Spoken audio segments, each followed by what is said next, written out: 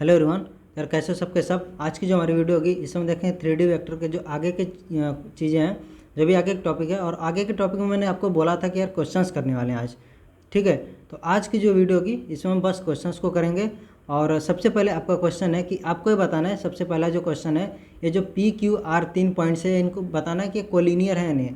Similarly आपका second question भी same type का है कि ABC जो 3 पॉइंट है वो कोलिनियर है या नहीं, ये चीज़ आपको बताना है इसमें, ठीक है। तो हमने क्या देखा था कि कोलिनियर के लिए आपको क्या करना है कि एक तो हमें सबसे पहले देख लेते हैं कि जो हमारा एक तरीका लॉन्ग तरीका था कि यार कैसे पूरा हल होता है। तो वहाँ पर क्या था, हमने कोई भी दो पॉइंट को मिला करके एक वेक्टर बना लिया, जैसे PQ बना लिया, ठीक है, और एक हमने बना लिया QR बना लिया। सपोज करो हमने बोला कि ठीक है, हमें नहीं पता है दोनों जो है पॉइंट PQ और QR जो है ये दो जो हमारे लाइंस बन रही, जो वेक्टर बन रहे हैं, ये कोलिनियर है नहीं, हमें नहीं पता है। लेकिन अगर हमने मान लो कि ऐसा कर दिया कि मैं शुरू में मान लेता हूँ कि ठीक है कि मेरा जो PQ है वो कोलिनियर है या फिर इसके जो पैरेलल है यानी समांतर है, PQ और QR समांतर हैं, ठीक है। तो हम इसको इस तरह लिख सकते हैं, ये चीज़ हम लिख सकते हैं। ये चीज़ हमने अभी माना है, ठीक है, कि हमारा जो PQ और QR है वो क्या है, एक दूसरे के समांतर हैं। अगर समांतर नहीं होगे तो लैम्डा का मान हर के लिए मतलब कि यहाँ पर अलग अलग आ जाएगा। अगर लैम्डा का मान सेम आता है तो हमारा जो मानना है वो सही होगा। तो हमने क्या माना कि PQ बराबर लैम्डा गुणे QR है। तो पहले PQ निकाल लेते हैं। PQ क्या हो जाएगा, PQ का मतलब हो गया कि एक वेक्टर है PQ, ठीक है। और PQ वेक्टर का मतलब क्या हो गया, position vector of Q minus में पोजीशन वेक्टर ऑफ P। ये चीज़ हमने पहले देख रखी है। और पोजीशन वेक्टर ऑफ Q क्या है, Q का है -1 -1 -1, ठीक है। ऐसे पोजीशन वेक्टर ऑफ P क्या है, 1 2 3 है। हम क्या करेंगे, यहाँ से जो है Q वाले में से यानी -1 वाले में से 1 को घटाएंगे, X वाले को X में से ही घटाएंगे, तो -1 -1 -2 हो जाएगा, ठीक है। फिर ऐसे ही हमारा जो Y वाला है, -1 में से ये वाला 2 वाला जो ये Y वाला है, तो -2 यानी -3 हो जाएगा। और आपका ये वाला है -1 में से 3 घटेगा, ठीक है। ये कुछ इस तरह से हो रहा है, -1 -3 तो -4 हो जाएगा। तो आपका जो यहाँ पर PQ हो जाएगा कितना, -2 -3 -4। इसका जो है आ जाएगा -2 -3 -4। अब ये क्या, ये जो है एक हमारा एक वेक्टर है, ठीक है। तो आप इस तरह से कॉमा लगा कर नहीं लिखोगे क्योंकि कोऑर्डिनेट नहीं है। अब ये क्या है, हमारा एक कोऑर्डिनेट था, ठीक है, हमारा क्या था, एक कोऑर्डिनेट था, तो हमने क्या किया, कॉमा लगा के लिखा। लेकिन ये क्या है, ये हमारा जो एक वेक्टर है, तो इसका हमें लिखने का तरीका थोड़ा सा अलग होता है। और क्या होता है वो तरीका, वो कुछ इस तरह से हम लिखते हैं, एंगुलर ब्रैकेट में लिखते हैं। एंगुलर ब्रैकेट इस तरह से बनाते हैं, इसके बीच में हम लिख देते हैं इसको -2 -3 -4। तो समझने वाला समझ जाएगा कि क्या हमारा है, वेक्टर है। ऐसे ही QR के लिए क्या होगा, position vector of R minus में पोजीशन वेक्टर ऑफ Q होगा, ठीक है।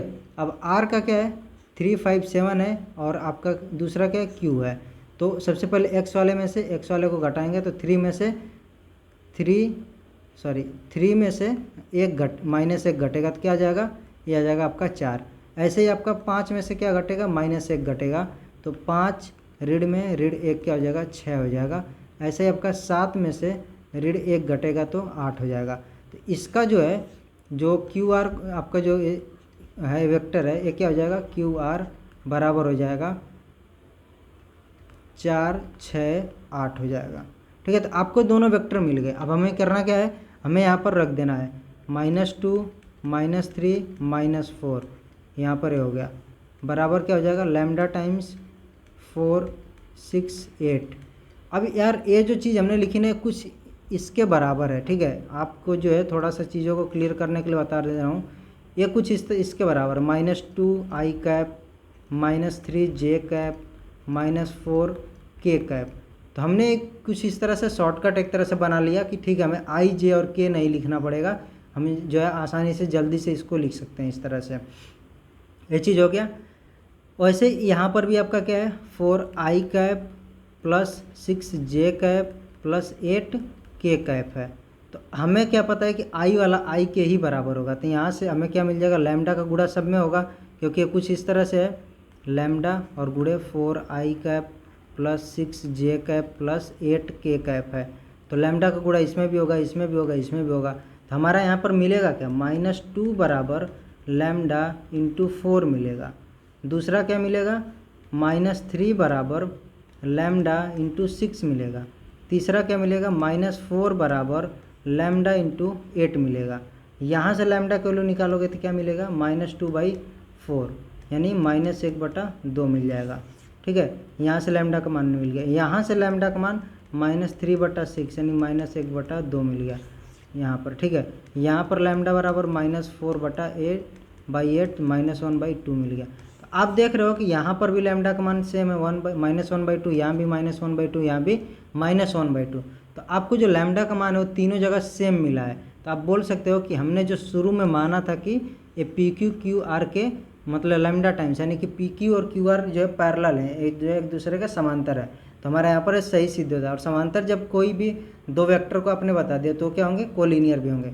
तो हमारे जो तीनों यहाँ पर जो पॉइंट है क्या है, कोलिनियर है। अब दूसरा तरीका आपका क्या है, अब जो है हमने तो एक पूरा विस्तार से देख लिया है, इसी के मतलब ऐसा ही हमारा जो डेरिवेशन था फॉर्मूले का। दूसरा तरीका में हमारे पास है कि हमने क्या किया, पी क्यू निकाल लिया और क्यू आर निकाल लिया। आप यहाँ पर देखो कोई भी ले सकते हो, पी क्यू को ले लिया आपने और पी आर को भी ले सकते हो। ठीक है, पी क्यू पी आर इन दोनों को लेकर के ट्राई करोगे तब भी सेम आपका आएगा। इसी तरह से लैम्डा जो है कोई दूसरा मान हो सकता है, लेकिन वो क्या होगा, लैम्डा का मान तीनों सेम आएगा। ठीक है, बराबर आएगा। तो आप कोई भी दो पॉइंट को इस तरह से मिला करके दो वेक्टर बना करके आप कर सकते हो। अब जैसे हमने क्या बोला कि ठीक है, पी क्यू और क्यू आर हमने दोनों वेक्टर को यहाँ पर निकाल लिया है, यहाँ पर निकाल लिया। तो हमारे पास दूसरा तरीका है कि हम क्या करेंगे कि जो भी है यहाँ पर जैसे -2 और 4 को आपस में डिवाइड कर लेंगे। ठीक है, -2/4 देख लेंगे क्या आ रहा है। फिर यहाँ पर कर लेंगे -3/6 कर लेंगे, -4/8 कर लेंगे। आप देखेंगे कि क्या है जो है आपस में बराबर आ रहे हैं क्या, -1/2 -1/2 -1/2 हम लिख लेंगे -1/2, यानी सब बराबर हैं। तो इसलिए हम बोल सकते हैं कि क्या हो रहा है हमारा यहाँ पर जो है दोनों ये जो तीनों पॉइंट है हमारे क्या हैं, कोलिनियर हैं। ठीक है, अब जो कुछ लोग का डाउट ये होगा कि हम जो है पहले किस में किस से भाग दें, -2/4 लिखें या फिर 4/-2 लिखें। देखो आप दोनों में से कोई भी लिखो, लेकिन सबके लिए सिमिलर होना चाहिए। अगर आपने ऊपर इस वाले में से एक को एक्स वाले को लिखा है, ठीक है, आई कैप वाला जो लगा हुआ उसको लिखा, तो जे कैप वाला भी ऊपर ही रहेगा, इसका भी के कैप वाला ही ऊपर रहेगा। ठीक है, इसका आई कैप जे कैप के कैप ये जो है हर में रहेगा। ठीक है, डिनोमिनेटर में रहेगा। ये चीज़ आपको बस समझ में आनी चाहिए। और ये जो हमने जो अभी चीज़ लिखा है ना, ये यहीं से आ रहा है। ठीक है, फॉर्मूला आपने जो लैम्डा वाला निकाला यहीं से आ रहा है। हमने पिछले वीडियो में देखा भी था कि कैसे आपका जो लैम्डा आता है जब भी दो रेखाएं समांतर होती हैं एक दूसरे का, तो हमारा जो फॉर्मूला है वो कैसे आता है।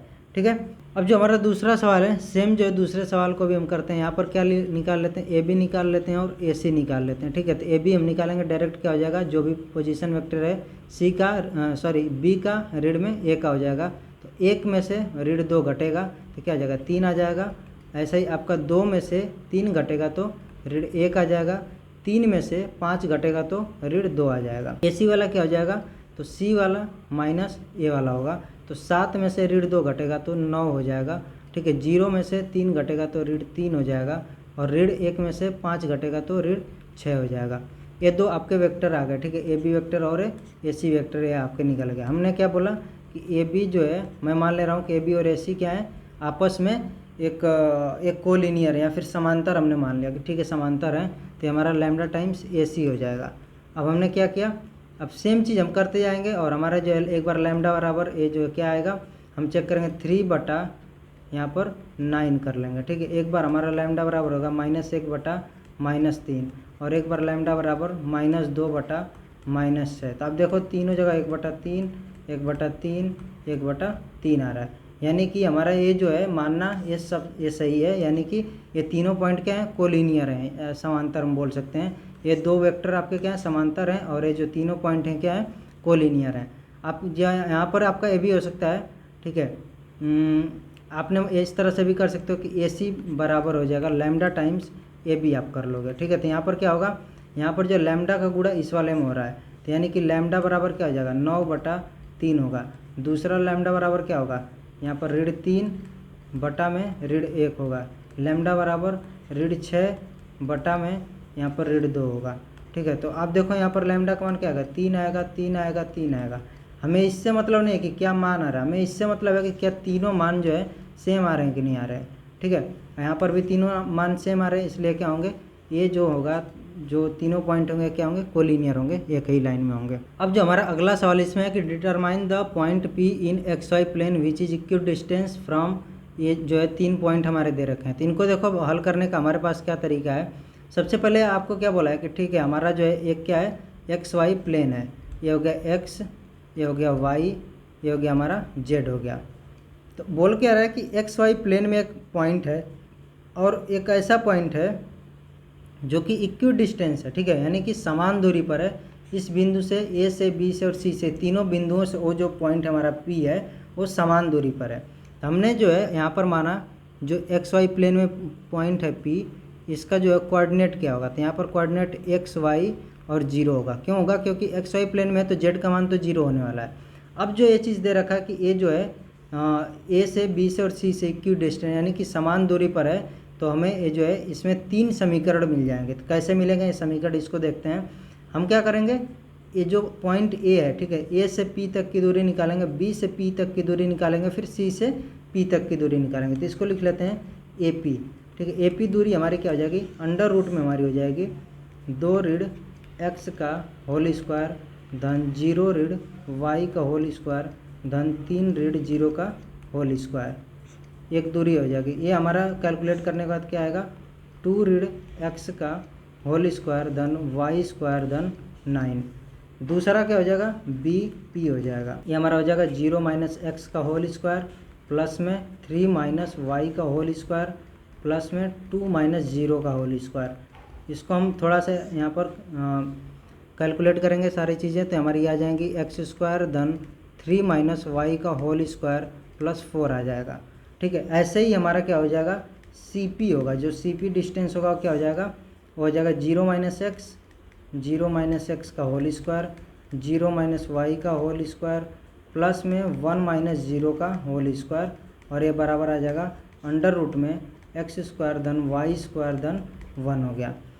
अब देखो हमें जो है क्या करना पड़ेगा, हम क्या करते हैं कि AP और BP को बराबर कर देते हैं। यहाँ पर हमारा AP, BP और CP जो तीनों दूरियाँ क्या हैं, बराबर हैं, तो हम इनको जो है AP और BP को आपस में बराबर कर देंगे। AP बराबर जो है BP कर दिया हमने। इससे क्या होगा, दोनों अंडर रूट में हम दोनों तरफ का या तो स्क्वायर कर दें या फिर दो अंडर रूट वैसे ही हटा दें, ठीक है। दोनों तरफ का स्क्वायर करोगे तो अंडर रूट हट जाएगा, तो क्या आ जाएगा 2 ऋण एक्स का होल स्क्वायर प्लस में वाई स्क्वायर प्लस 9, ये इक्वल्स हो जाएगा एक्स स्क्वायर प्लस में 3 ऋण वाई का होल स्क्वायर प्लस 4 हो जाएगा। नेक्स्ट हम आगे बढ़ते हैं। हम ये जो भी स्क्वायर वाले टर्म्स हैं इनको हम यहाँ पर कर देते हैं, जिससे कि हमें सारी चीज़ें पूरी जो मिल जाएंगी। प्लस में x square minus 4x plus Y square plus 9 equals x square plus 9 plus Y square minus 6y और प्लस में 4 आ गया, ठीक है। अब यहाँ से देखो ये 9 वाला इधर से इधर कट जाएगा, 9 का ये एक्स स्क्वायर से कट गया, वाई स्क्वायर भी वाई स्क्वायर से कट गया हमारा, ठीक है। अब बचा क्या क्या है, इसको हम देखते हैं। इधर बचा आपका 4 भी कट गया, ठीक है। ये बचा माइनस 4x और इधर बचा माइनस 6y, तो ये हो जाएगा 6y को इधर लेते जाते हैं तो हो जाएगा 6y ऋण 4x बराबर 0, 3y ऋण 2x बराबर 0। तो यहाँ से हम x और y में आसानी से एक संबंध हम बता सकते हैं, रिलेशन बता सकते हैं। अब दूसरा वाला क्या आपका पॉइंट है कि आप दूसरे वाले किसी को जो आपस में फिर बराबर करो, जैसे कि आपने BP और CP को आपस में बराबर कर दिया, फिर AP CP को आपने बराबर कर दिया, जिसमें हम फिर क्या करेंगे x और या फिर y कोई एक वैल्यू हम रख देंगे। तो हमने जो है क्या किया, इस तीसरे वाले का अब यूज करना पड़ेगा हमें। हम क्या करते हैं, तीसरे वाले का यूज करते हैं, जो भी हमारा समीकरण है यहाँ पर लिखते हैं BP इक्वल्स CP, ठीक है। दोनों तरफ का अंडर रूट अगेन हमारा हट जाएगा और ये बचेगा एक्स स्क्वायर प्लस, और इसको भी हम पूरा का पूरा जो स्क्वायर है होल स्क्वायर इसको हटाएंगे तो 9 plus Y square minus 6y plus 4 equals में x square plus Y square plus 1 cut जाएंगे।